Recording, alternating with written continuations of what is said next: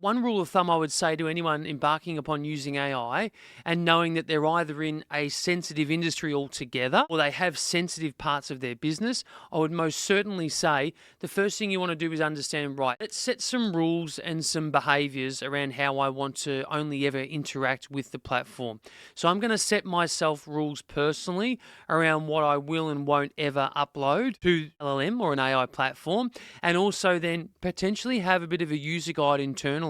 for staff and internal members to understand that there's just certain things that you can't upload. And if ever in doubt or you're concerned, you can refer to that guide and know what's safe and what's not. If you want to add an additional layer of security, which highly recommend, within most AI platforms, and let's talk about Claude as an example. If you're on a Teams plan, for example, you can actually go into your system settings and tell it that you do not wish for it to train upon your data. And you can also go into just a normal Claude account and you can choose to turn off data sharing. And although that probably doesn't 99.9% guarantee that you're safe, it really does show that you've taken an active step and signal to the platform that you don't want to share sensitive data. My advice would always be to err on the side of caution or find a way to redact certain pieces of information from sensitive documents if you really still do want to use the tool. But to safeguard yourself against having best practice internally,